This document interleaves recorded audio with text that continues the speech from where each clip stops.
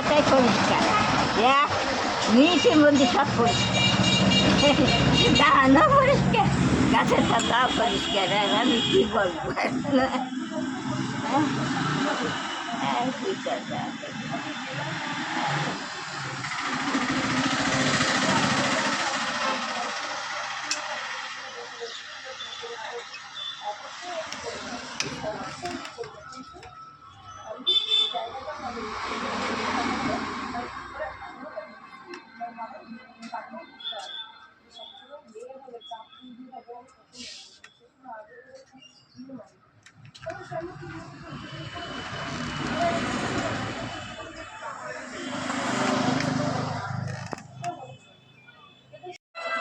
কি দেখলে?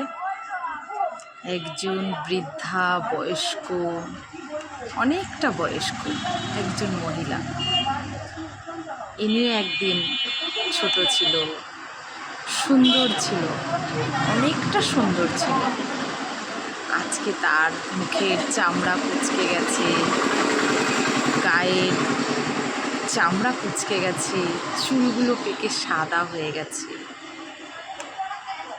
আজকে সে একটা, আমি যে দোকানে আছি সেখানে এসে সে কসমেটিক্সের জিনিসগুলো দেখছে, সেগুলোকে অনুভব করছে। আমাকে একটা গল্প শোনালো যে তার 6 আনা ওজনের একটা কানের ছিল, সেই কানেরটা তার স্বামী তার কাছে চেয়েছিল যে তুমি এই কানেরটা আমাকে দিয়ে দাও, আমি এটা বিক্রি করে ধান চাল করি, যখন আমাদের অনেক ধান চাল হবে তখন ওই কানেরটা আবার ওই চালগুলো বিক্রি করে তোমাকে কানেরটা বানিয়ে দেব।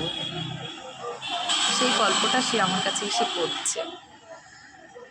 তারও একদিন অনেক সুন্দর একটা সংসার ছিল, অনেক ভালো একটা সংসার ছিল, স্বামী ছিল, সন্তান ছিল।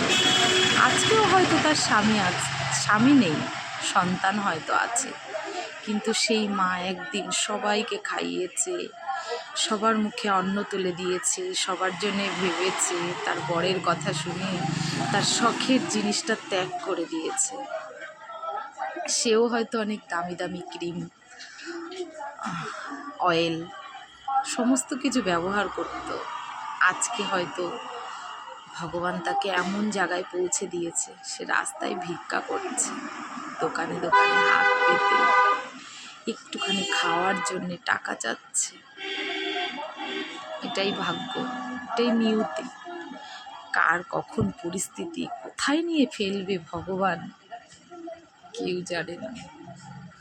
আজকে ওনাকে দেখে কষ্ট হচ্ছে যে যে মা আমাদের মুখে অন্ন দেওয়ার জন্যে এত কষ্ট করে, এত ভাবে আমাদের নিয়ে, আজকে তেমনই একটা মা রাস্তায় ভিক্ষা করছে তার পেটের জ্বালায়। তার সন্তানরা কি তাকে পারে না খেতে দিতে?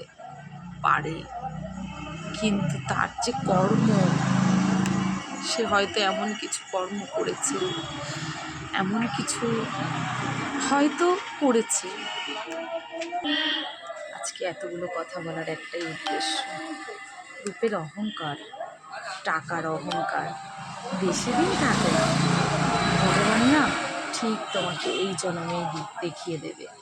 তাই টাকার অহংকার, রূপের অহংকার এগুলো করো না, সৎ পথে থাকো, ভালো কর্ম করো, দেখবে তোমারও ভালো হবে, আমারও ভালো হবে, সবার ভালো হবে।